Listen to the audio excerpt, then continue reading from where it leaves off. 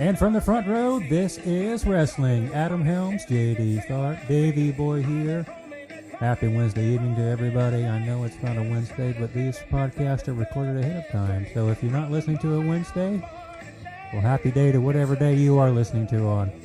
Trevor Murdoch is our guest this evening, ladies and gentlemen. Absolutely an extreme pleasure to have him on the show. Huge fan of Trevor Murdoch for a long, long time. I've followed his career. Adam Helms, what about you, buddy? Oh, man, I grew up on him. In fact, someone said I used to look like him. And I looked up and I'm just like, hey, I don't mind looking like Trevor or Dick Murdoch. So, hey, you can't beat that. And Davey Boy Smith, our other host with us this evening. Trevor Murdoch, Davey Boy. What you think about him being on the show, buddy? Actually, because when I first started getting into the WWE a few years ago, he and Lance Cade were teaming, and around the time I think the first match I saw of his was Cade Murdoch versus Big Show and Kane. It was a great match, and I actually met him down here in Arkansas when he was wrestling for APW the night that he debuted for APW, and he's a really great guy, and I'm glad that he's on the show. And absolutely, let's go ahead and hand it over to Adam Helms. He's the gentleman who's responsible for having him on the show this evening and then giving us the great pleasure to do that. So without further ado, let me go ahead and give Adam Helms to introduce Mr. Murdoch into the show. Well, let's go ahead and let's bring him in. Mr. Murdoch, how you doing tonight, sir? Oh, big ball of joy, boys. I hear you.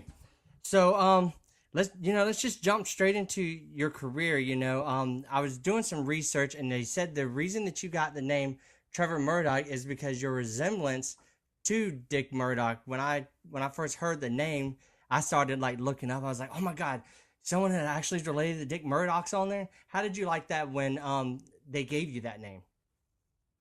I'm an old school guy. Period. That's how I was trained. That's just kind of how I was brought up. So to have Dickie's last name connected to me was not only an honor, but it felt right. You know what I mean? It felt like a comfortable pair of shoes. It just felt like it fit. And not to mention with the way I wrestle and the way I look, it just seemed to all fit. So I was, extremely stoked about it. Awesome. You were saying that you're an old school boy. It looks like you were trained by the great Harley Race. How was it like being in his wrestling academy? At first it was super nerve-wracking. I'm not only in Harley Race's camp, but I'm one of his first students. Like me and another guy were the first two guys to his school, period.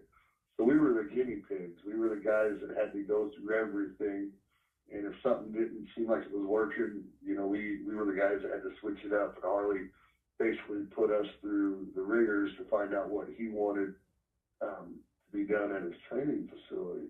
Well, with us being young guys, hungry, and especially being the new guys, we had to go through all of it. We were training 6 days a week, literally 4 or 5 hours a day in that ring, on top of working a real job, taking care of whatever you had to at home. But for us, it was just, we were in the school all the time. That was, you wake up, you go to work, you get done with work. Well, what are we going to do now? Well, let's go to the school. Awesome. And let's work, let's train. And it became a part of your life. It became, if you weren't wrestling at the school, you were wrestling on shows. A lot of times, Harley, his first year in WLW, was running 78 shows. Now, for an independent organization to run 78 successful shows, it's a pretty big deal. And then that's just on the weekends. So you got to break that down to, the week, how many times we were actually wrestling a weekend. And when we weren't wrestling, we all would look around at each other pretty lost and go, okay, well, it's Saturday. We don't have anything to do. We don't have a show to go to. Let's go to the school. Nice. It became your home, your life. And while you were there, you were listening to Harley, spending time with Harley because he was there just as much as you were. And it was an opportunity for us to just pick his brain left and right. And, and then we'd do stupid shit in the ring. And he'd tell us why it's stupid. And we would ask him, okay, well, then what can we do to make that work? Well, why don't you try it like this? Okay. Well, and that's how it was. You just it became life, doing squats every day, taking bumps every day, running 60-minute matches every day. It just became normal. So when we'd go out and do shows and we'd see these guys getting blown up in 10 minutes, we were like, bro, we just locked up. What's wrong with you? We were machines, and that's how Harley made us. Because, looking back at Harley and everything, Harley wasn't a small guy, but, he could do those 60-minute matches, with Dusty and, with Terry Funk and all of them. So you think him not being such a smaller man in the business actually helped you with his training, doing the squats and, just getting out there? He showed you how to survive as a big man in the business.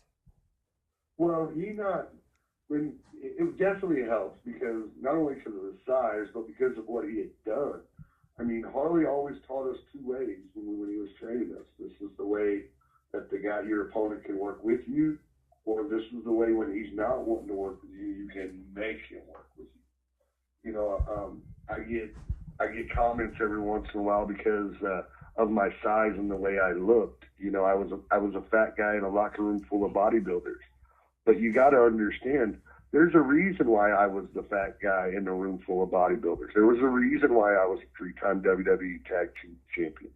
There was a reason why I held my job so long. There was a reason why I got brought in. It's because when they needed somebody, they needed a heater to go in the ring and handle some business, they knew I could. And they knew I had no problems doing it. Now, a lot of people. Go ahead. Getting inside the ring and actually, coming out of Harley Race's school and getting your start into getting into wrestling, who was the wrestler or wrestlers that you worked with who really kind of helped you and taught you a lot about the business when you were coming up? Harley brought in guys like Ming, one of the scariest men in the business. But when you spoke to him, he was very gentle, very kind. He was one of those guys that wanted to help you get better. He brought in Ron Harris of the Harris brothers, which Ron was extremely helpful and worked with me a lot at the school. He brought in guys like Bobby Eaton. And those are the opportunities that I got at the school that a lot of guys, didn't get anywhere else. I got to work with guys that had already been there. And they gave me their insights on what's going on up there and how to run business and how to take care of yourself in the ring and what you needed to do to get over. Whereas a lot of guys, when they go to camp, they'll run through a 2 or 3 month course and then, they're just out there on the indies doing, trying to get whatever chance they got. All this was going on while I was still running shows for Harley. So while I was learning at the school from guys like me and Ron Harris, I could take that next weekend and apply that stuff in the ring, which was very helpful for me. Davey Boy Smith, J.D. Tharp, Adam Helms here. Trevor Murdoch is our guest this evening. Mr. Murdoch, we have some questions from the Facebook audience in anticipation to your arrival on our podcast this evening. And Davey Boy is kind of our go-to guy here when it comes to those questions. So I'm going to go ahead and let him fire away with a couple of those from our Facebook audience. Davey Boy, go ahead, bud. First question comes from Bruce Brown, kind of an interesting question. Your whole, when you and Lance broke up in WWE and you had the whole singer gimmick, was that your real voice? Yeah, that was all me, brother. There were times when you're on the road and you've got a free evening, and Cade and I would end up finding ourselves in an establishment that serves alcohol, and there might be a karaoke machine there. And 9 times out of the 10, by the time we left that establishment, I was feeling good and ended up would grab the mic and sing karaoke. And You know, I'm just being a goof, having fun, you know, singing country music and acting out and trying to get the crowd going nuts, you know. And when it got to be a point where Lance and I knew that we were going to split up, you know, it got brought up by Lance. He's like, hey, you got to pitch something with singing. And that's where that kind of got started. You know, it wasn't anything I thought long and hard about. It wasn't anything that I was like, oh, well, this is what I really want to do. It was an opportunity I seen, and I thought WWE would have been a good platform to, I guess, to project that. Davey boy, let's go into another question here before we take a commercial break. One more from the Facebook audience, and then we'll take a quick intermission and come back with some more questions and some more talking. Another question comes from Kyle LeBlanc. Will you ever wrestle again? Oh, I'm still wrestling now. I just doubt I'll ever wrestle for the WWE again. You know, there's nothing that they really want from me, and to be honest with you, other than a paycheck, there's nothing I really want from them. You know, I've got wife, 2 children, and I like being at home. I've done my time in WWE. I did more than what anybody ever thought that I was ever going to do. Even while I was there, I still think I accomplished quite a bit. So I'm still wrestling on the weekends. I just won't ever do anything for WWE again. J.D. Tharp, Adam Helms, Davey Boy Smith, Trevor Murdoch, our guest this evening. We're going to take a quick commercial break. We're going to be right back in 30 seconds, guys. Stick around. Hey, y'all, man. Thanks for listening. I'm sitting back here, and I am enjoying every single thing that we are talking about tonight. But while you can hear some of the great images, why don't you jump over to AH Photography, where I can take your best memories, I can take the best sporting events, and I can edit some of those old pictures that you found. So come on over to AH Photography. This is Adam, and you are listening from the front row. This is wrestling.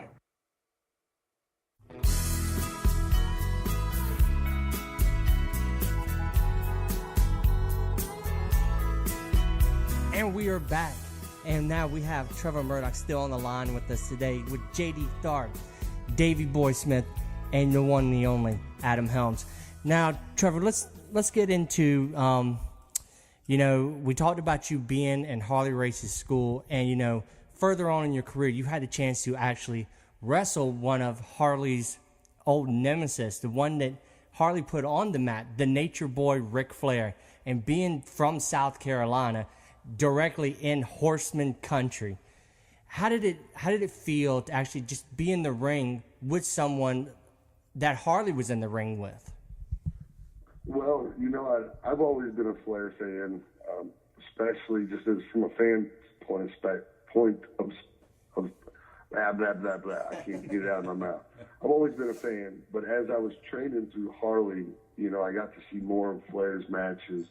And then when I got into WWE, he found out that I was trained by Harley. So Rick was always really nice to me, and kind of, I wouldn't say looked out for me, but was always checking on me, and was actually fighting for me in the office, you know, to get more of a bigger push. But to be around him, I was just always grateful, you know, of his presence and his knowledge, and he was always extremely helpful to me. But to be in North Carolina, right? Right. Well, we're from South Carolina, but I believe you wrestled him in North Carolina. Yeah, I wasn't for sure. But to be in Horseman country with Ric Flair, I had to partially stop myself from being a mark, from being a kid. I'm like, oh my God, I'm with Ric Flair. Oh my God, these people are going nuts. They hate me. It's great. Oh yeah. But then I had to step back and look at, you know what, this is the position that, you know I can handle this. I've been put in this spot for a reason. This is my moment. And I just sucked it in. I just took it all in and realized that I couldn't ever be a part of Harley's era, but I took advantage of what I could. And, of course, you know, we got done with the match. Rick gave me a hug. And I called up Harley. And I said, you're not the only guy in this school that's wrestled Flair. And, of course, he goes, who the fuck is this? And I said, Trevor, Harley. Oh, man. Why are you talking like me? I said, because I can, and it's funny. Just tell that Flair he's a son of a bitch. I love it. I love it. Everyone saw you and Lance Cade come out together. Do you think your team together was WWE's attempt to recreate the Texas Outlaws? No. And the reason why I say that is because none of the writers that are up there now probably have no clue who the Texas Outlaws are. They're probably not even above the age of 30, so they would have no idea who the Texas Outlaws are. I think it was a chance that, they kind of just threw Lance and I together. It was okay. I've got this good-looking cowboy who's been with the company for a long time that has proven that he can handle himself in the ring, which was Lance. And then we've got this guy over here who looks like a redneck, trained by Harley. We know he can wrestle. Let's put them together and see what they can do. And it worked. It felt right. It just clicked, especially with Lance being trained by Sean and me being trained by Harley. There was a similar mentality or psychology in the ring on what stories we wanted to tell and how we wanted to come across and how we wanted to carry ourselves. We knew that the image in front of the camera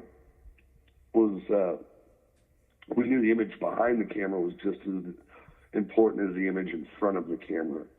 So when you see Lance and I, if you only seen one, you needed to be prepared because the other one wasn't too far behind. It was kind of a running joke in the locker room. Don't mess with either one of those guys because you're going to end up messing with the other one. And that's what Lance and I wanted to project. We were one of the true original old school tag teams. And what I mean by that is, if I flew into the town before Lance, I'd wait for him in the rental car and we'd ride in the rental car together, or vice versa. We shared hotel rooms together. We were literally together from the beginning of the loop to the end of the loop. I mean, to the point we had to split off into different airplanes and to go home to our respective homes. But even then, my wife used to call Lance the other woman because when I got home, him and I were talking on the phone about wrestling. And she'd be like, who are you talking to? I said, I'm talking to Lance. She goes, you just left him from an 18-day European tour. What do you two possibly have to talk about? And the only thing I could say was wrestling. That we were always trying to prepare ourselves for what we had for the week before us, what we wanted to do, what goals we wanted to accomplish that week. Well, I'm kind of glad that they didn't do that because you saw what they did with Dustin, putting him and Bradshaw together, making the new Blackjacks. I'm glad they didn't do that with y'all. But, we just looking at different things. Where did you come up with the Ace of Spades? I mean, just like you said, you weren't a small guy, and I mean, you're pretty much almost doing the sunset flip, but like with hardly any room to flip. How did you come up with that maneuver? I was watching P.D. Williams do the Canadian Destroyer one night, and I was like, wow, that's cool. I'd like to try that. And all the guys were laughing. And I was still, even when I was on the road for WWE, in my off time when I was home, I was back at Harley's camp working on my days off. I was literally in the ring every single day doing something.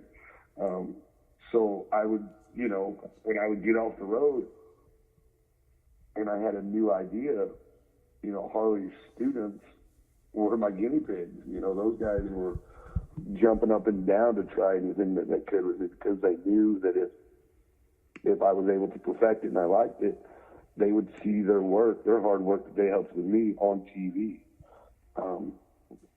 So I just got in the ring and I tried it. And I couldn't do the swing.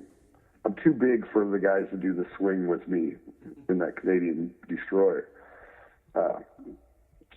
So I was like, well, why don't I just hook and jump into it? And sure enough, I was able to kind of modify it a little bit where it worked for me. Mr. Murdoch, we're going to take it over back to Davey Boy Smith. I know there's a couple more questions from the Facebook audience, like I said earlier, for the anticipation of your arrival for this evening's podcast. Davey Boy, any of your own personal questions or maybe some questions that we have from the audience from Facebook? I have another audience question from Donnie Johnson. What was it like competing for the GHC title? Oh, that was epic, in my opinion. Anybody who's followed my career knows that I spent 6 months in the Noah dojo training with their guys over there, trying to make a name for myself over there. And that's the ultimate goal over there. In Japan, it isn't like here in the States. You know, the cream will rise to the top in Japan. The guy who works the hardest and has the best matches will eventually get put in that heavyweight title position. So for me to go there and be automatically put in it made me feel good that I felt like my worth has definitely risen, and my value has definitely risen. But then once I got there, I realized that, oh crap, now I got to produce. You know, if anybody's ever seen a heavyweight title match in Japan, they know that they're brutal, and you've got to give 110%. But I also knew that if I could go in there and put on a good match, that the people would respect me more, and that I would have the value of the people. My worth would go up. So I was stoked. I was scared, but I was definitely prepared for the opportunity. And I also didn't want to humiliate Harley and make him look bad either, because none of his guys had ever had a GHC title shot.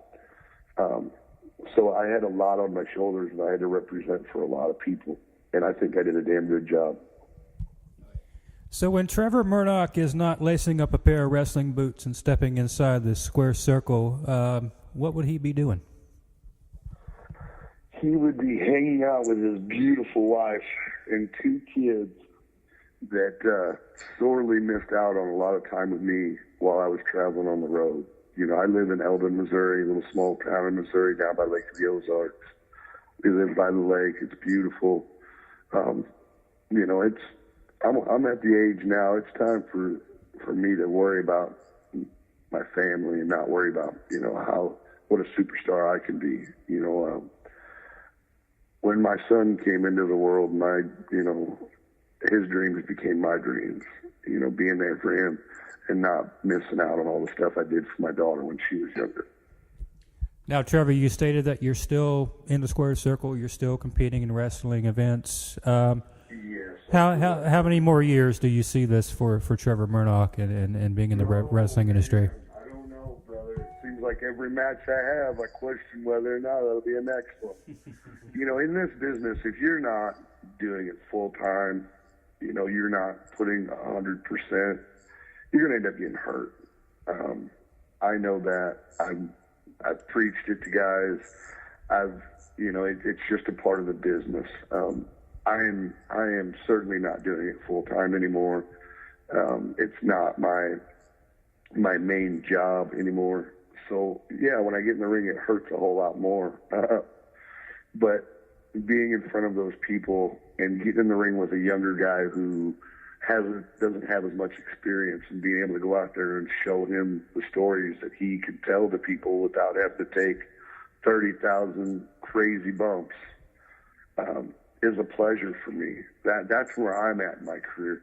I like elevating other guys and teaching the younger guys who want to learn how to go out there and tell stories, how to get the people up and down, not just, hey, you took a crazy bump and they're cheering for you, but if you're, you know, the good guy, bad guy story still exists, and you can still tell that story if it's done right. And a lot of guys out there aren't being trained properly, so they don't know how to tell that story.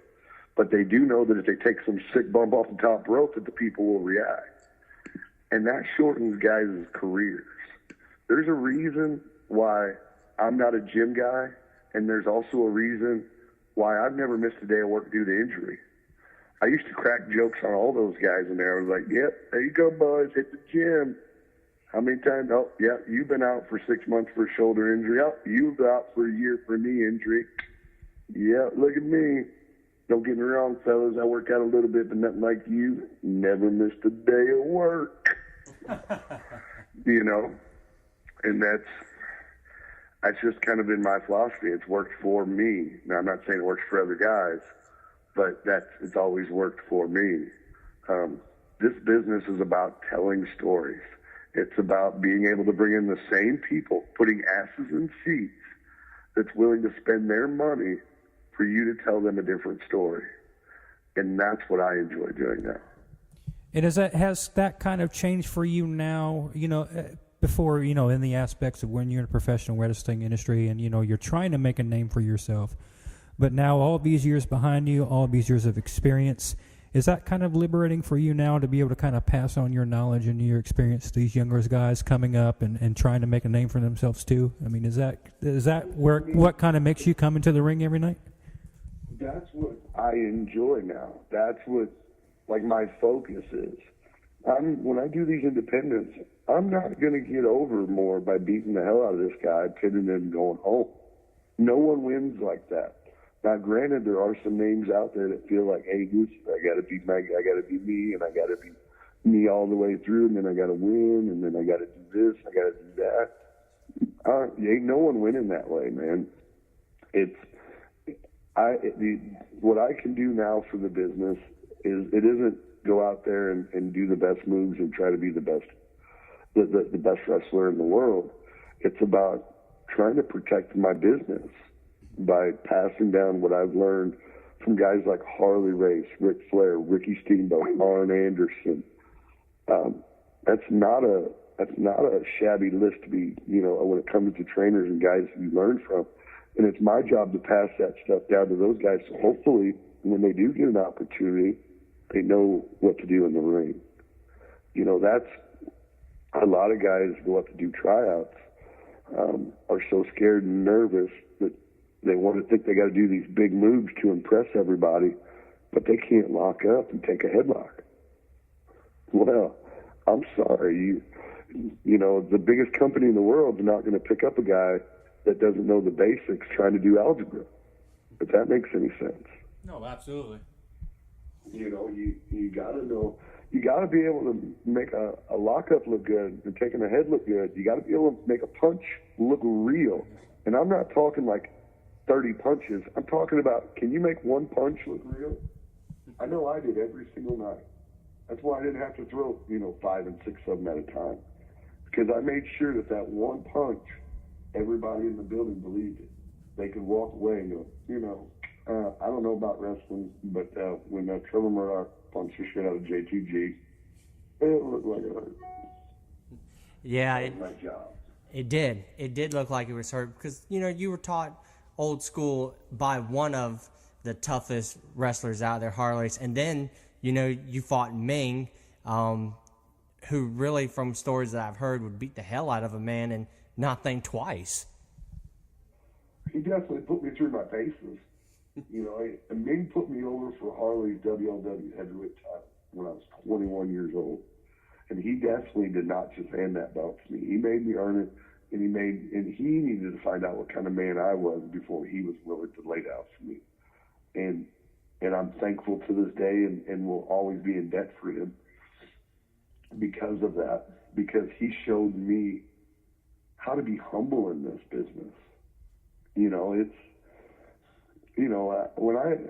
When you see me on TV and I'm, chew come down my lip and I'm pissed and I'm beating the hell out of somebody, when I walked out of that arena, I was still Trevor Murdoch, but I had to humble myself and understand the fact that this could all go away any minute, and I could be doing what I'm doing exactly right now, sitting at the house.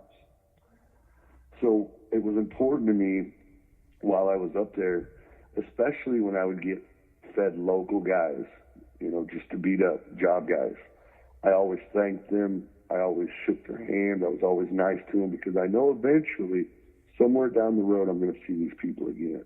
And I just want them to remember that their last interaction with me was good, because it could be taken away from you at any minute, whether due to injury, somebody mad at you, whatever. It could all be gone in a minute. And you could be sitting at the house and be regular old Joe Schmo. You need to appreciate what you have and be humble to the people that are around you. That's how you be successful in this business. That is awesome. Well, we're going to go ahead and we're going to go to another break, and then we're going to come back. Stick around, everyone, because we are going to find out what Trevor Murdoch thinks about possibly if wrestling was still in the territory phase. So stick around, here to listen to our next commercials, and we'll be right back. The excellence of execution, the Black Heart, and now Natalia. The whole Hart family is in the WWE, but one's missing, Mike Hart.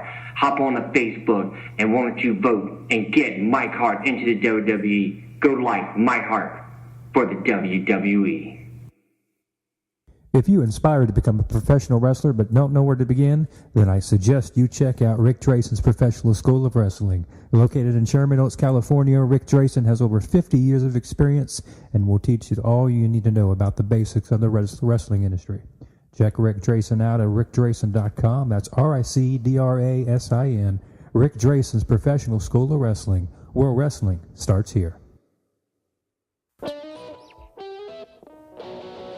Fooling around is gonna tell on you. And we are back with the one and the only Trevor Murdoch. Let's go ahead and let's just go ahead and ask this. So, everyone who can look you up knows that you were in ECW, OVW, and also as Death or Holiday in TNA. But the question that I want to go ahead and ask you now is, do you think, since you are doing independence now, do you think wrestling would be better if it was back on the territorial days? You know, I know you probably remember the NWA and AWA and the WWF. Do you think wrestling would contribute to the old territory days? Oh, definitely. You know, when you've got one dictator controlling everything, that means only one thought process, one action, and you can only go one direction.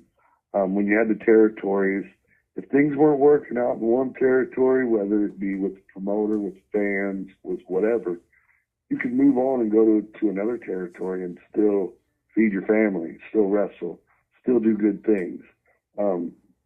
If you look at where the wrestling business is now, it's starting to go back to that. Even though Vince fought it for years and he wiped out every territory, become the conglomerate that he is, it's now starting to feed back to the territory. You know, you got Japan that's on fire. You've got, I wouldn't call TNA an indie, but I mean, it's a territory of its own. You've got Ring of Honor.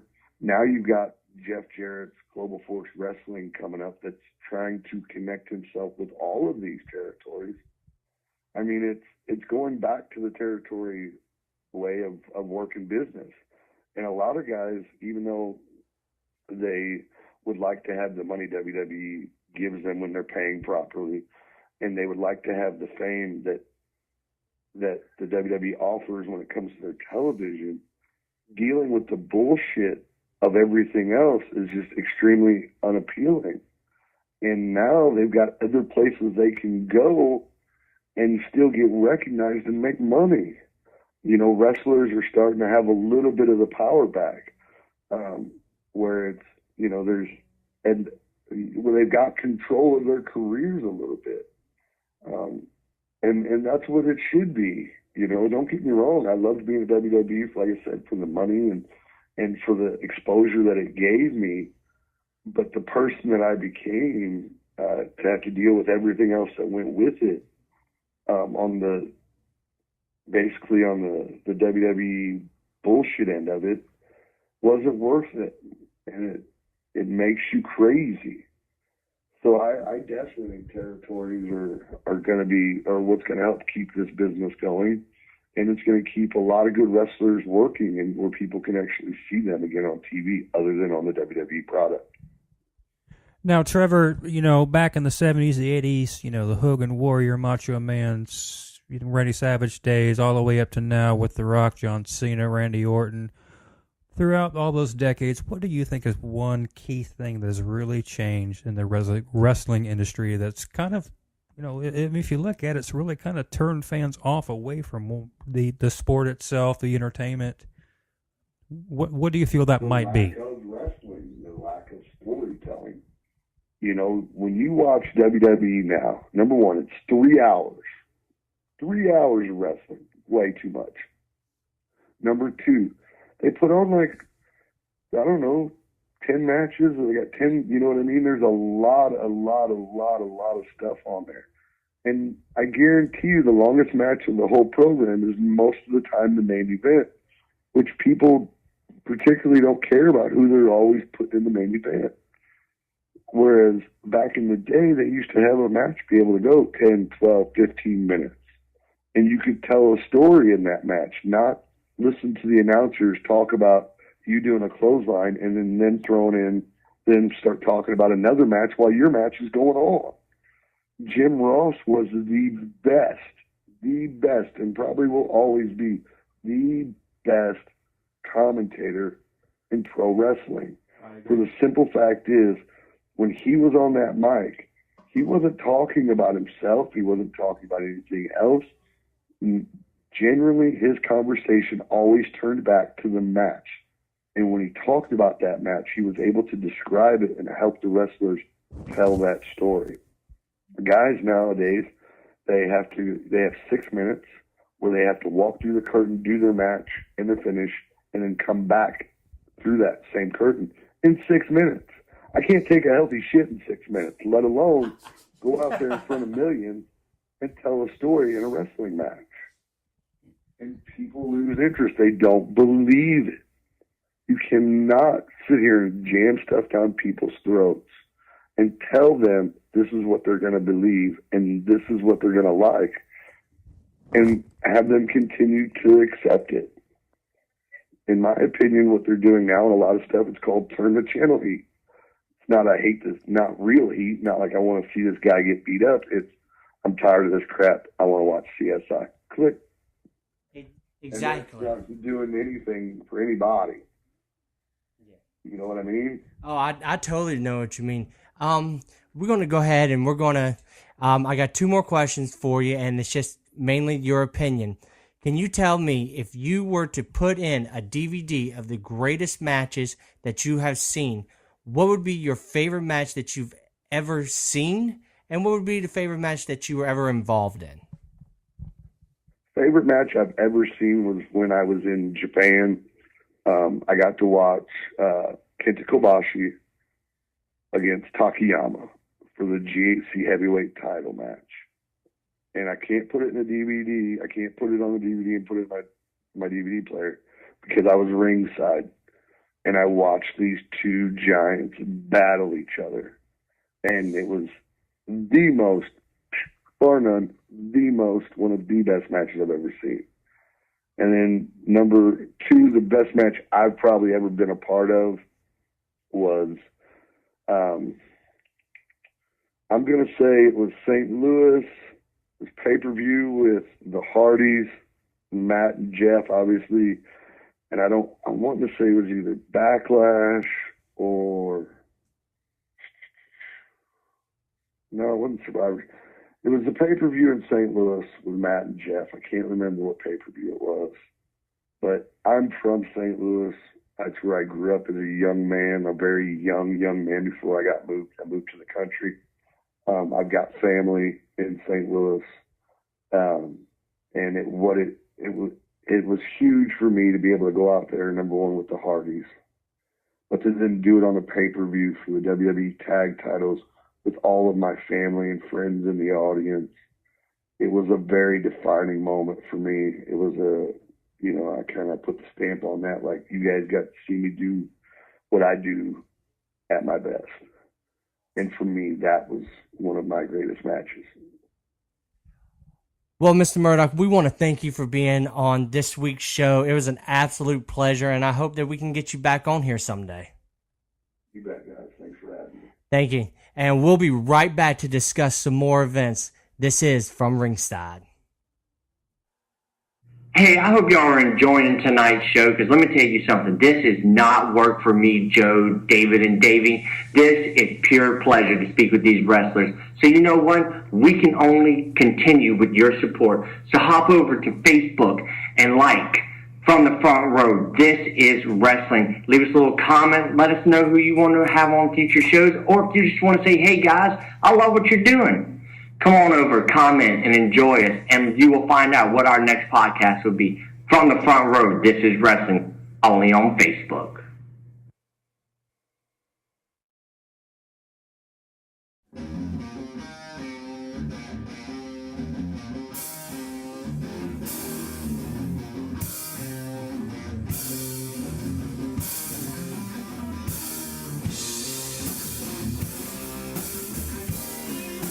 And this is From the Front Row. This is Wrestling. Adam Helms, J.D. Tharp here with you. Davey Boy Smith had to go on assignment to speak to some of our other guests for upcoming shows, so he will be no longer joining us this evening. But that's okay. As they say, the show must go on.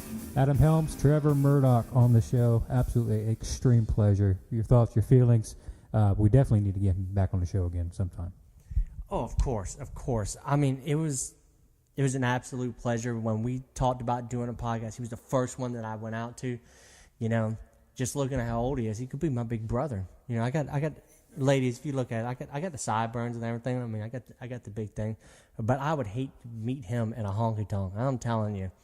You know, I wish we could have talked about Lance Cade a little bit more. You know, I'm so sorry to hear him passing away. But you know what? Hey, that's another show for another time. So let me ask you this. When we're doing these podcasts, we're talking to all these guests. I mean, Adam, we've had these podcasts in the past with, you know, these guests that we've talked to. We've got all these future podcasts going on. Name somebody or some people that you may love to get on these podcasts. Well, right now, you know, everyone knows that, you know, I write a blog on the side. And, like, one of my heroes, even though I've spoken with him, I never really got to sit and talk to wrestling with him, is Mike Mooneyham. And of course, if y'all follow me on Twitter at SC Nature Boy, you know, from the name you can tell that I'm a huge Flair fan. So having them two, you know, maybe not even being in a show, you know, just get a 6-pack of beer and just sit down and just have a conversation with them. The stories that either one of them could tell me. So yeah, those would be the two who. You know, I know you're a big Warrior fan, and I bet you really wish that you could have had him on the show. But besides him, who would you like to see? You know, and as you said, growing up, I was a big Warrior fan. I was always the guy, you know, wanting to wear the tassels and the face paint and, you know, shake the ropes if I could ever get inside of a ring. Wait, the guy, you're wearing it right now.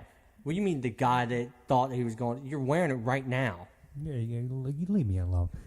But, I had the pleasure of actually having one interview that unfortunately, with timing that, you know, I had to be a part of by myself.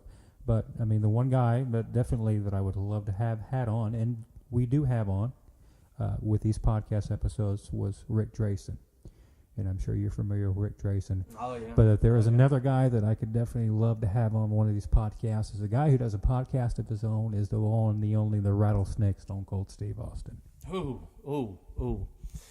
You know, doesn't Rick do one too? Because I swear I heard him on another one, but it don't matter. It don't matter. That was a great interview. That was a great. I had a chance to, you know, I'm sorry, I get to listen to them before they're put out there, and I had a chance to listen to it, and you know, it was absolutely amazing. But we could sit here and we could talk about all the people that we wish that we could have on the show. You know, we never really had a chance to sit down and talk about, you know, what we've seen and what we've done. You know, if you ever make it out to Charleston, there's a great local promotion, Old School Championship Wrestling. They're absolutely great. They bring in Lodi. Me and you know Lodi. Lodi's a great guy.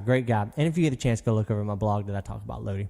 Sorry. No more promoting. Sorry. Well, let's talk about your blog here for a second, because we had Michael Hart on for last week and you're actually getting a chance on your blog to promote that podcast with him being on.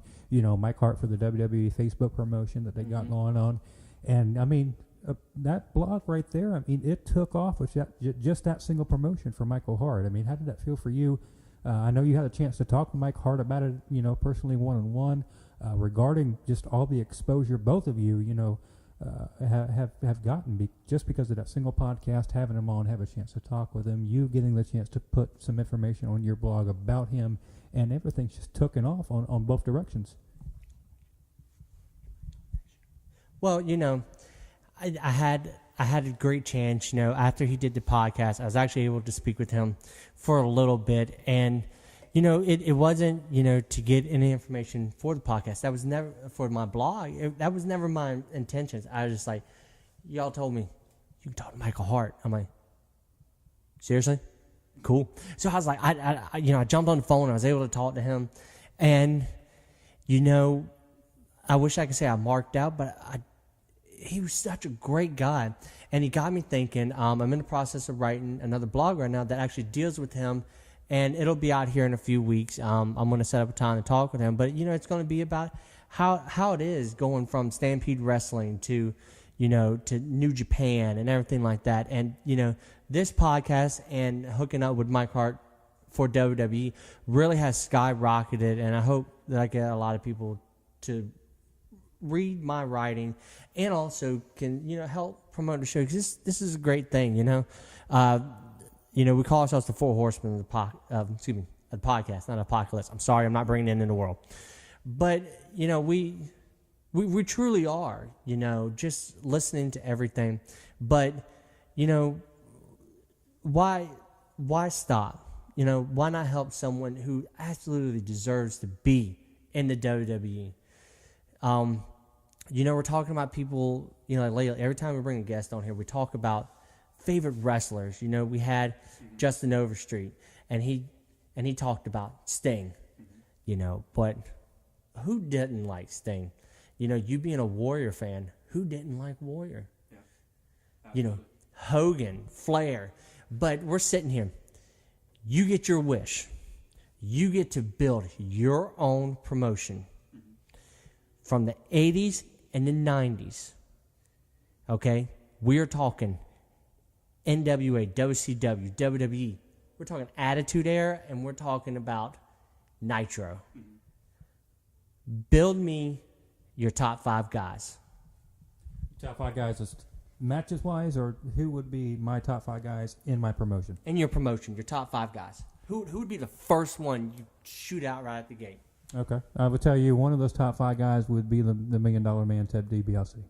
Really? Absolutely. Wow. Okay. His charisma, his in-ring ability, his persona, his character that he portrayed throughout all of these years, he always made it work. And always, no pun intended, was always a moneymaker, for the WWF at the time, when they were called that. Another guy that I would definitely bring into the organization if I could would be the Texas Tornado. Kerry Von Erich. Kerry Von Erich. Definitely would love to have him as a part of that organization. A former NWA World Heavyweight Champion. Absolutely.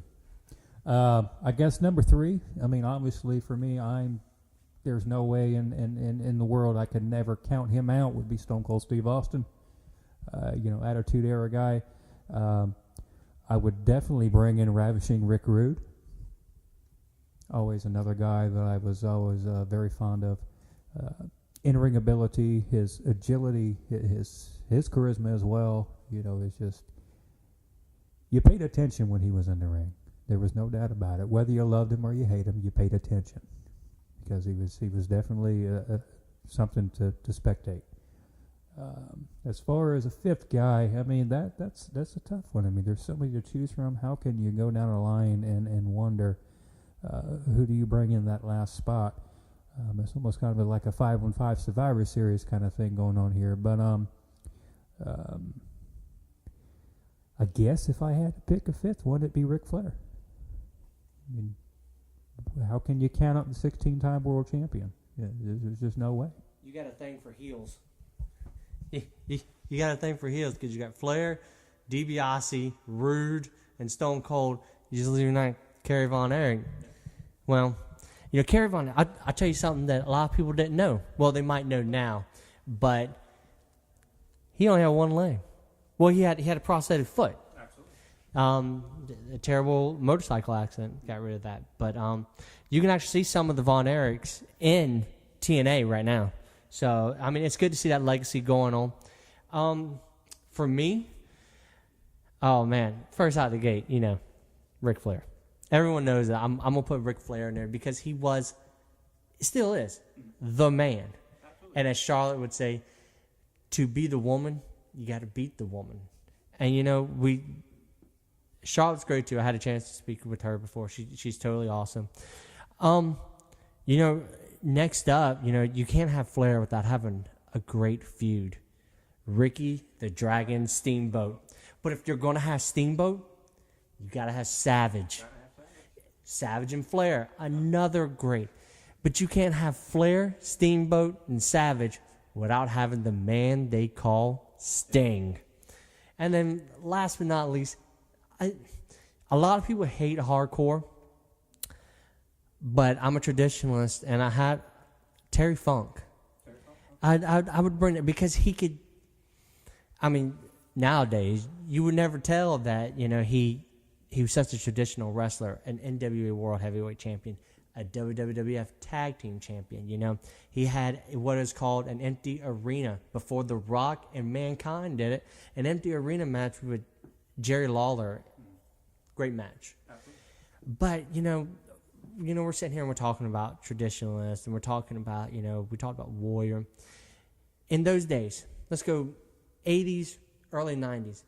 What wrestler do you believe could captivate an audience and just have them in the palm of their hands every time they talk?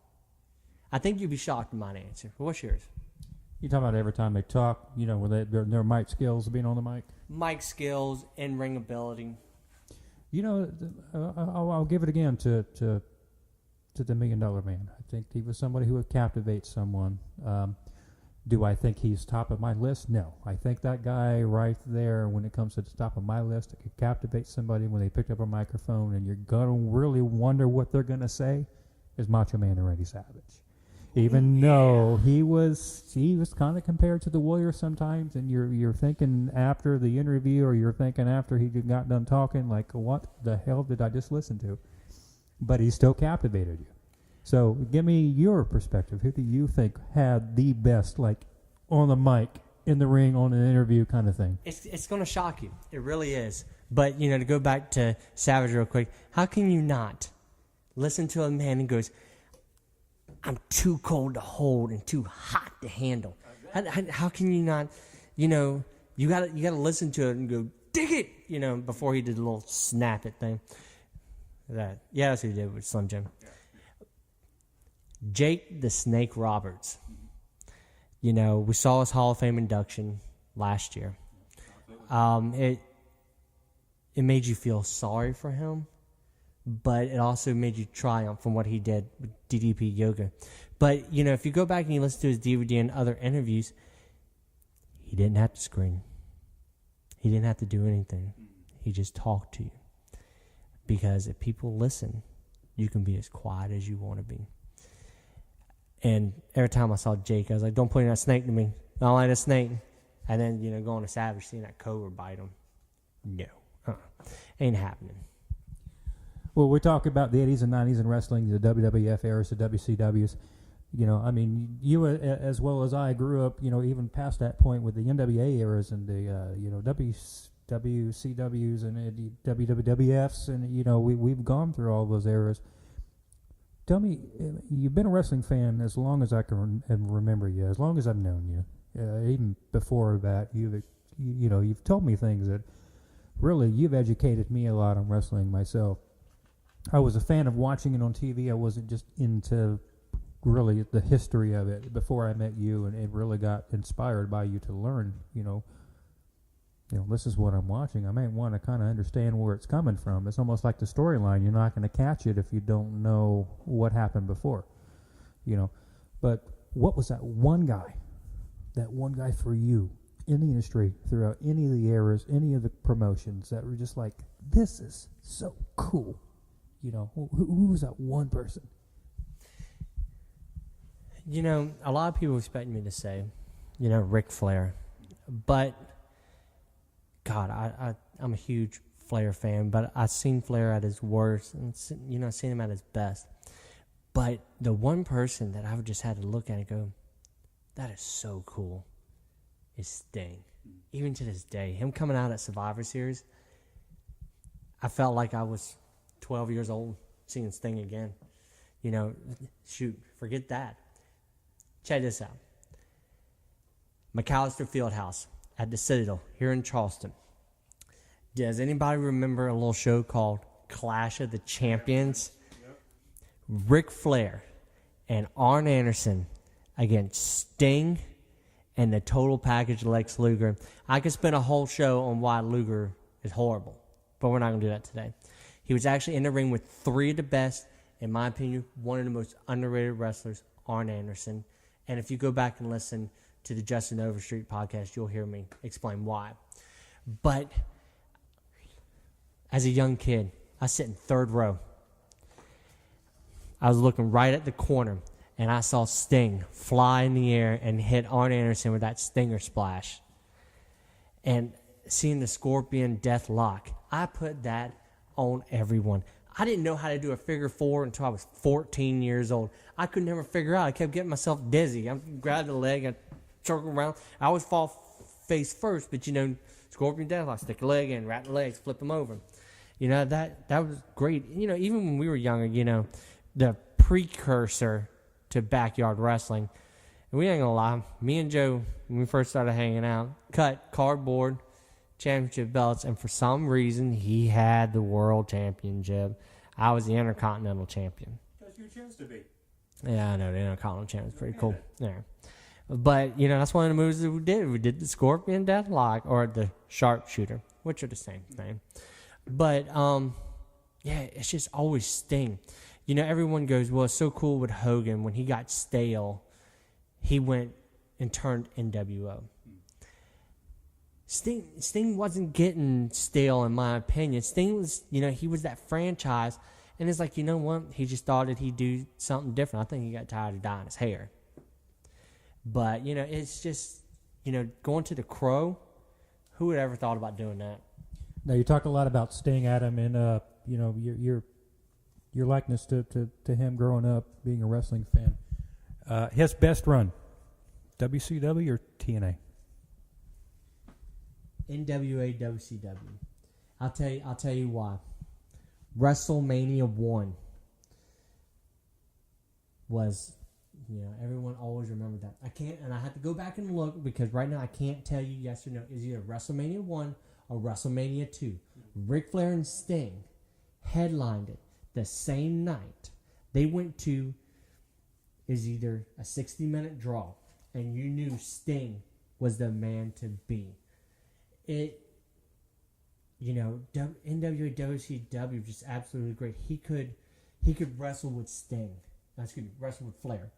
And then he could go against, Lex Luger and carry him through a match. He could wrestle anyone he got in the ring with.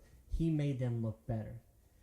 And at that time, when he came into WCW and Nitro, he carried the Giant, even though he was a great athlete. I mean, who could wrestle with the Giant and not be overpowering and convincingly beat the Giant? And I even have to say, his little feud with Vampiro wasn't too bad. Wasn't the greatest. It was kind of outside the box, but it was pretty good. Your opinion, TNA or WCW? There's no doubt in my mind, WCW all the way. TNA, I think they tried to still play that persona that he brought that was really kind of epic for him, that Crow Sting in there that really made it work. And then when he left the WCW to go over to TNA, they kind of made that magic happen. It carried on from WCW, and I think the fans kind of took a part to it, but then they started changing him over to the Joker Sting and all these kind of other personas, still trying to keep that. I mean, it's just, it's a mess of everything altogether, where they were trying to keep something but add a little bit to it and it just wasn't working, so they tried something different. It's trying to take a mixture of all kind of things, put it in a blender and see if it works.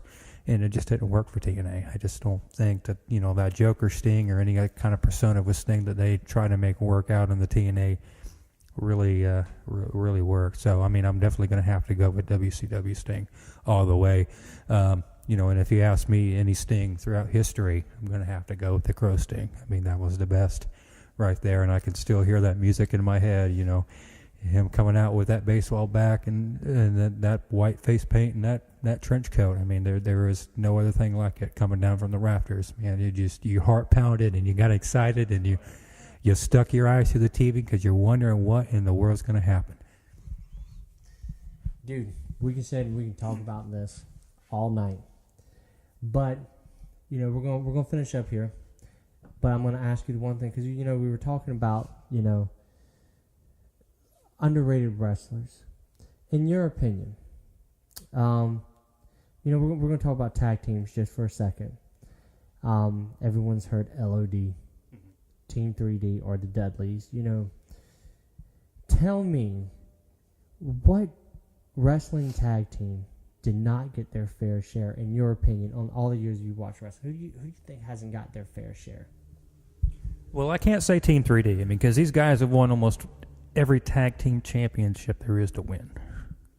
So I honestly can't go there with that.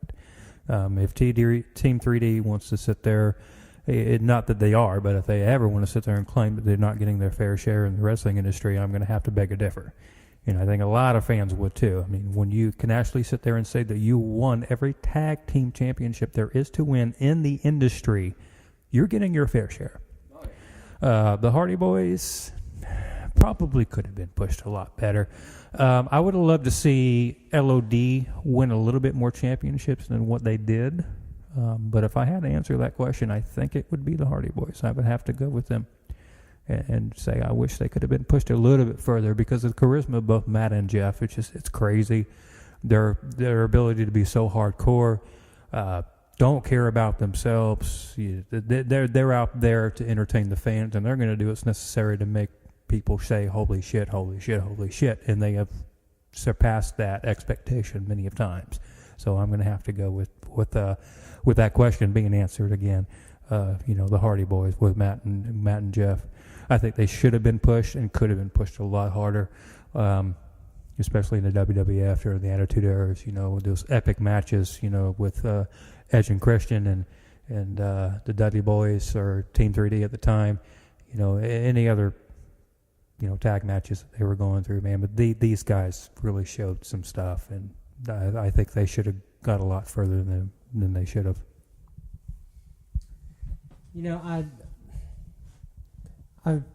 They've been in the business a long time, the Hardys.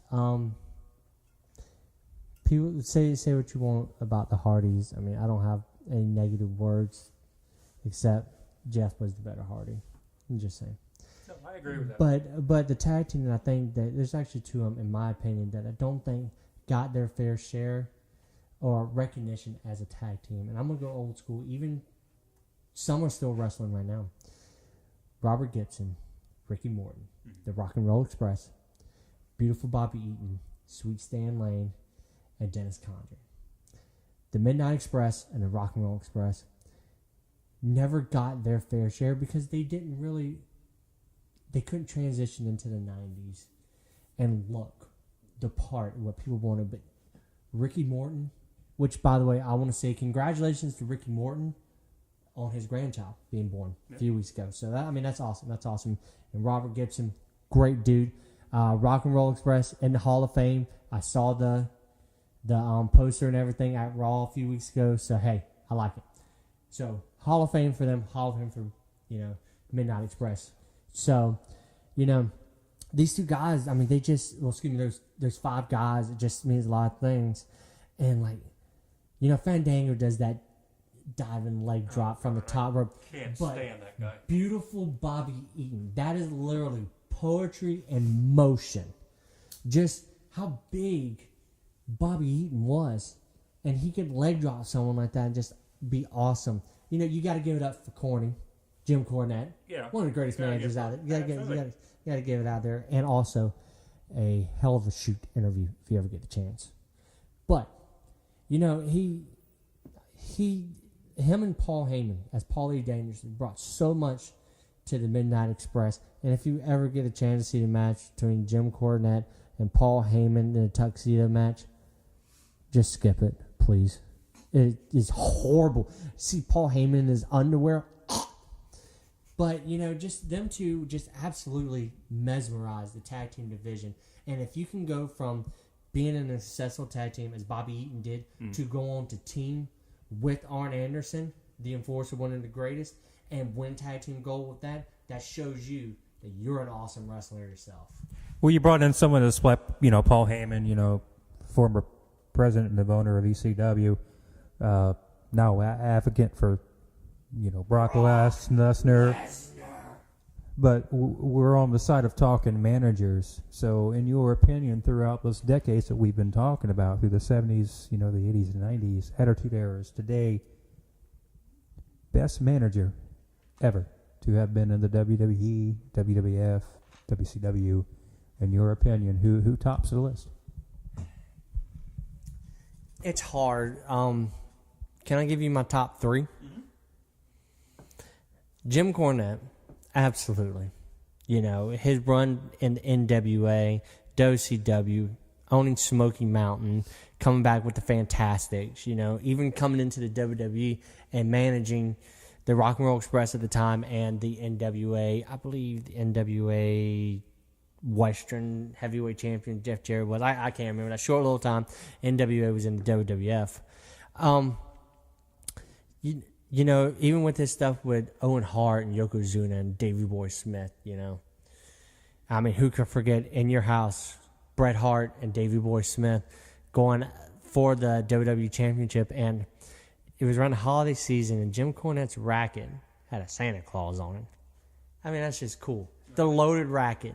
I ain't gonna lie, I dressed up as Jim Cornette one year. I had my dad's little tennis racket and everything, and I would hit people from behind, and I got in trouble. No more candy for you. So, but Jim Cornette, I'm not going to say Paul Heyman as a manager. Paul Heyman was a whole much better as a booker and an owner of ECW. Paul Bearer, oh, God rest his soul. He was Percy Pringle.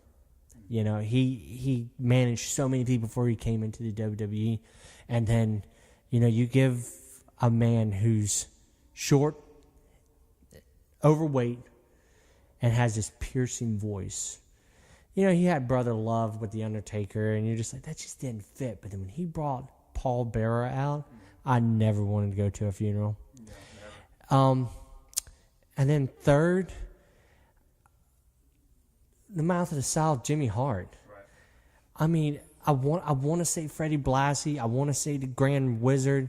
I want to say, the Boogie Woogie Man, Jimmy Valiant. But you can't be in this business and manage so many champions. You can't forget Bobby Heenan either. There's no particular order. I got to add Bobby Heenan in there. The Heenan family, the Hart family. Jimmy Hart being with Hogan. Bobby Heenan is literally one of the most hilarious men ever. But yeah, those 4 guys right there are just like totally awesome. Now we're talking like appealing to the eyes. I don't care what anyone says. Miss Elizabeth. Absolutely. Oh man, she was my first crush. She was absolutely beautiful, and I wish she was still with us today, just like Randy. But Randy and Elizabeth are up in heaven with Warrior, and we're recreating WrestleMania all over again. Absolutely. Sherry Martell's up there with them too, so man, we got WrestleMania right there. They could do another Rick Rude and Warrior up there if they want. Oh man, I could talk for hours of the fallen wrestlers they have left us, but Rick Rude also is one of those underrated wrestlers, even though he was classified as a world heavyweight champion. He was a WCW International Champion. Sorry to see. You can look on YouTube and find the injury that took his career. Right. But, yeah. What manager did it for you? You know what? You basically haven't said anything that I could spout out that's going to be any different. The top 3 for me is going to be obviously Bobby the Brain Heenan. He just had a charisma about being a manager. He can make you laugh. He can make you angry. He can make you want to throw things at him. You know, he had this way of just captivating the audience, just like we were talking about earlier with the other wrestlers or, you know, people being on the mic. He had this way of, you got to pay attention to him. Because if you know he's going to be out there on the ringside, you know something's going to happen. But he never took away from his wrestlers. Exactly. That was the point. And I think it added more of a fan base or a hatred, depending on what, you know, who he was managing, whether they were face or heel.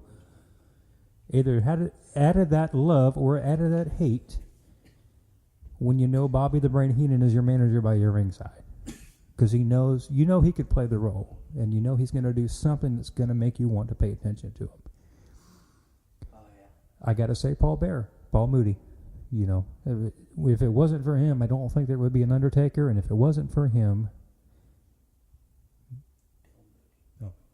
If it wasn't for him, I'll edit that out. If it wasn't for him, I don't think there would be Undertaker, and if it wasn't for him, I don't think there would be a Kane. Yeah, that's true. I mean, Undertaker kind of made himself in the industry when he, you know, first appeared at Survivor Series. But it wasn't until Paul Bearer came into the picture that it brought it together. Yeah. You know, that was the nail that hit, you know, no pun intended again, the nail that hit the coffin for the Undertaker in his career.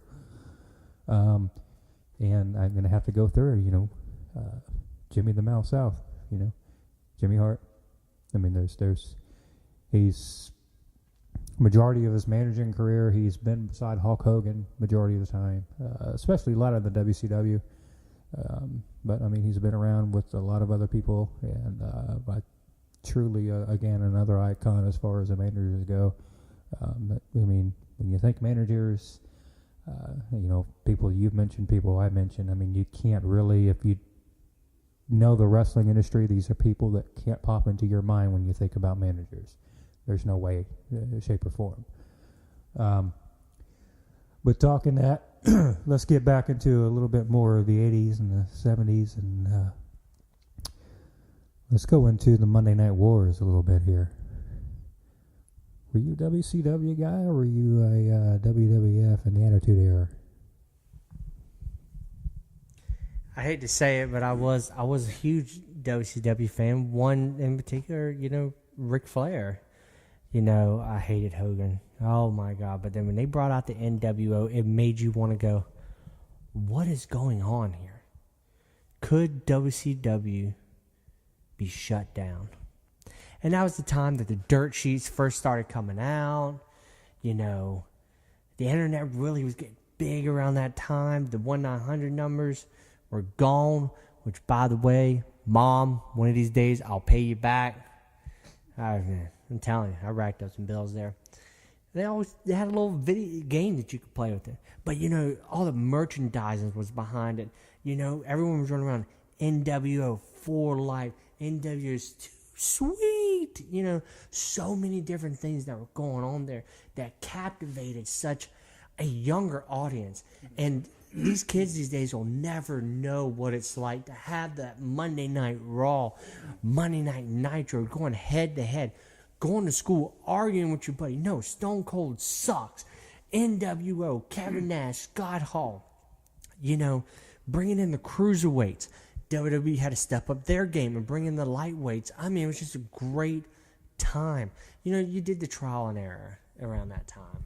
What do you think? What a lot of wrestlers that left the WWE to go into WCW because of the huge WCW push that they were getting, because they were bringing in these talents. Do you think that's why a lot of people decided not to renew their contract at WWF and go over to WCW, as where they quote the big dogs play, you know, where the big boys play? Do you think they didn't do that because they're seeing the light at the end of the tunnel with WCW? Unfortunately, it wasn't to last. But is that why? I mean, because of the ratings issue and WCW was beating them for so long, do you think they thought the grass was green on the other side? No, I think WWE didn't have anything for him because around that time WWE was going with the new generation, which left Diesel out of it, left Razor out of it, you know, left Hogan. Hogan wasn't even in the business at the time all this was happening, and he came back in. I think they saw that they had longevity going to WCW, just like, we've talked with other wrestlers about territories. It gave them somewhere else to hone their craft. Even though the WWE or WWF at the time was on a national market, people in the South were so used to WCW, NWA, and they stuck with it. You bring Hogan in, he's facing Vader. Vader's from Japan, so you bring in the Japan market. You do, first WCW Super Brawl was over in Tokyo, Japan, and you bring that crowd in there. You brought the Steiners over there, who everyone loves, the Road Wars, who everyone loved over there. I mean, they saw a better payday and an easier schedule because they had Billionaire Ted's money behind them. Absolutely. So, they saw greener pastures over there, but they also saw that they can hone their craft and actually be the big boys again. Well, something we were talking with Trevor earlier today. What do you think was the demise, actually, of WCW? Was the fact that they can go out and write their own paychecks and work when they want to and get paid as much as they want to, basically kind of have free will on their own creative rights, all these things? I mean, do you think that was actually the downfall of WCW, or do you think it was the matches that they created, the characters, the lack of charisma with the people wrestling? What really brought WCW to their breaking point? WCW had three things that brought them down. One, an open checkbook. Two, champions being bookers like Kevin Nash. That brought it down. Your world champion should not be booking the shows because, of course, they don't want to lose the title. They want to be on top. Point example, look how Goldberg lost.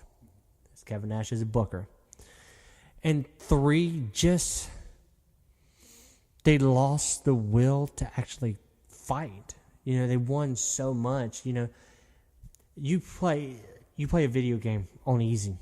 You beat it a million times. It's boring. It's no challenge. They were beating, WWE, and they gave away the results. And they're like, especially with the Mankind situation, oh, Mick Foley, he's going to win their championship. Oh, I should put some butts in the seats.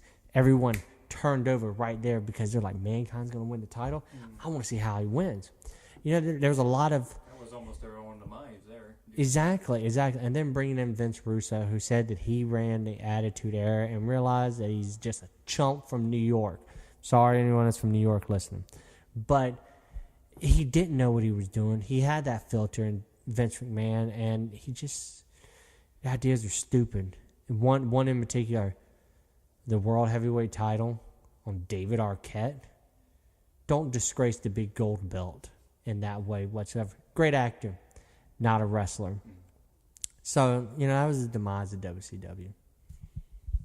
Was there any personas in the WCW that they thought that, almost kind of like what you see in WWE today, like almost, what are you guys thinking? I mean, when it brings to mind, I'm thinking, and don't get me wrong, and don't take this the wrong way, because I actually did like him, but a lot of people say, Glacier was kind of like what do you think about him? What in the world was they thinking about having him? Disco Inferno was another person they were talking about. Like, what were you guys thinking? This is not going to work. Disco Inferno was great. I don't care what anyone says. Disco Inferno was great. He was hilarious. He brought in a different audience. Glacier would have been a good gimmick if they didn't have that stupid intro to it. I mean, the guy is a great wrestler. It was a great gimmick. You brought in Chris Kanyon as Mortis. You brought Brian Adams or Brian Clark. I can't remember. One of the Bryans as that was Adam Bomb. You bring him in as Wrath. And, it was a great feud. And being a young man, you remember Mortal Kombat because it was big then. But then you got in the ring and you realized that Chris Kanyon is better as Chris Kanyon than Mortis. Glacier is better as himself instead of Glacier, and Wrath is a monster, so he would have did the same either way. Another gimmick I'm going to go say, what the hell are they were thinking? The No Limit Soldiers. One, and the Filthy Animals too. One, Why would you take the mask off Rey Mysterio? The kid looks like he's 13 years old. He's small. I thought that was a disgrace to Lucha Libre. So why would you take that off? And, of course, I'm not a rap fan. Master P, whatever. The Little Limit Soldiers is just like, what in the world are you thinking?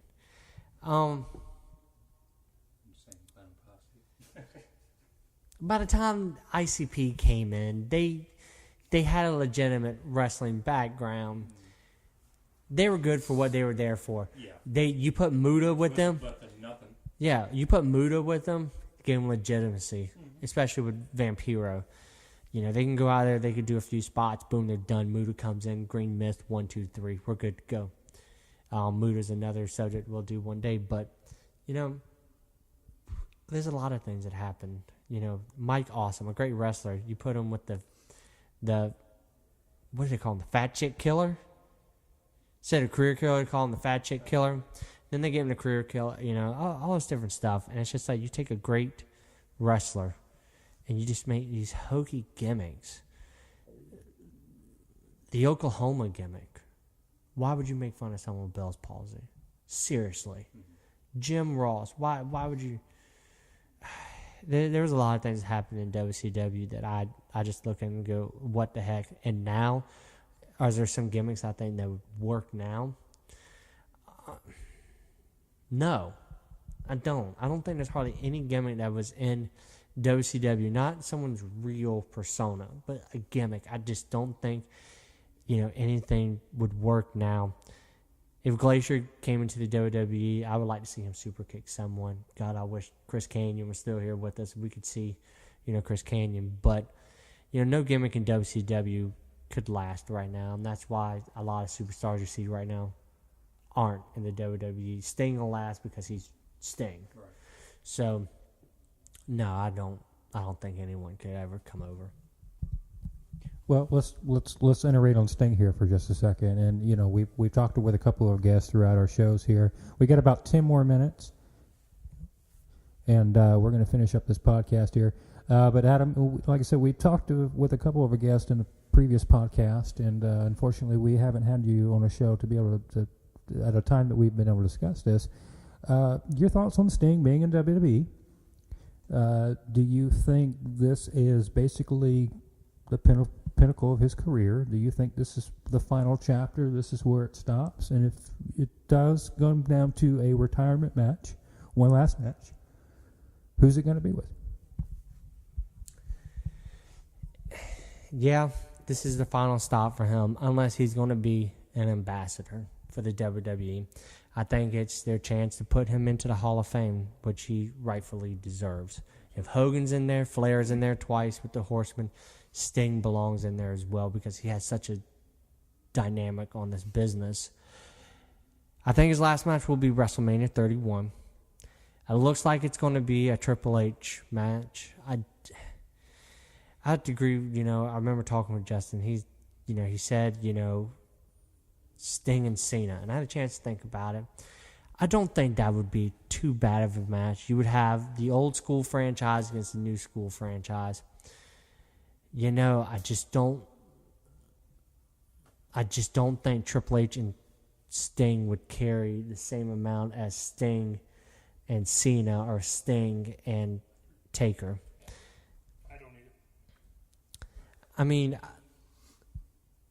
Sting's getting old, just like all of us are. But I just think that him and Cena would be the best. I think it'd be a very technically sound match. I would love to see Sting beat Cena. But if there's anyone that could pass the torch to Cena to beat a franchise, it would be Sting. What would be a bigger impact? Cena beating Sting? Cena beating The Rock? Or Cena beating Taker? If you ask me, I'm going to say Sting Taker. I mean, there's no doubt about it. And we were talking about two icons who, Sting has a couple more years on The Undertaker as far as their start in the industry. They're not too far behind each other. But, I mean, I I don't see the electricity, no pun intended to The Rock, you know, the most electrifying man in sports entertainment. I just don't see the electricity between Sting Rock or a Sting Cena that I would a Sting Undertaker. I mean, and then this is, you know, basically wherever you talk wrestling, you talk WWE, you talk Sting's debut into the WWE, everybody is saying when it comes to whenever Sting is brought up, is he going to fight WrestleMania 31? Is he going to fight The Undertaker? You know, and in recent interviews, just like we said too with prior podcasts, you know, Sting's only ambition that he's ever iterated that when it comes to his final match, the only person he wants to fight is The Undertaker. So I think that WWE would be very smart to give what the fans are asking for, to give what Sting would like to have as his final match. You know, as the authority would say, I think that would be good for business. Oh yeah. It totally would be great for business, and you know, I can't wait to see it. You know, we're a few months away from it, and you know, we'll see what will happen. I hope Flair inducts Sting. I really do. So, I think Sting will be the one to induct Flair. I mean, there's going to be no doubt about it when they bring him into the Hall of Fame. When that time yeah, it'll be Flair inducting. It'll be Flair that brings him in. Yeah, there's no one else that could do it or talk. No one at all. Well, I hate to do this, but we're going to have to... I could sit here and talk about Sting all night, but we're going to have to... We know y'all are listening out there, so we're going to have to close it up for the evening tonight. With the commercials and everything. So, for Adam Helms and J.D. Tharp and Davey Boy Smith, so sad that David Lopez couldn't meet with us today. That's all right. Next podcast, we'll get him on there. And we want to thank you for watching our YouTube channel and also listening to us tonight. And as Adam said, everybody, thank you for joining us this evening. Adam Helms, J.D. Tharp, Davey Boy Smith. We will definitely see you guys next week. And leave your comments, your suggestions, your questions below here in the comment section on this YouTube channel. And let's play a little game with our listeners here, Adam. And if you guys are listening in with us, you heard me and Adam talk about our 5 top guys in the promotion. If we could run a single promotion, who would our top 5 superstars in the be with those promotions? So we're asking you, the YouTube listeners here on the front row, This Is Wrestling, leave a comment section below. If you could run your own promotion, who would your top 5 wrestlers be? So make sure you guys leave those here. When we get a chance, we'll go back and review those and put them on one of our next podcasts. And we definitely will have a little bit extra games and stuff like that for you, fantasy matches, fantasy promotions, things to be a little bit more interactive with you, the listeners, as well. Once again, on behalf of Adam Helms, Davey Boy Smith, my name is J.D. Tharp. We definitely appreciate you guys listening with us this evening. From the front row, this is Wrestling. We will see you guys next week.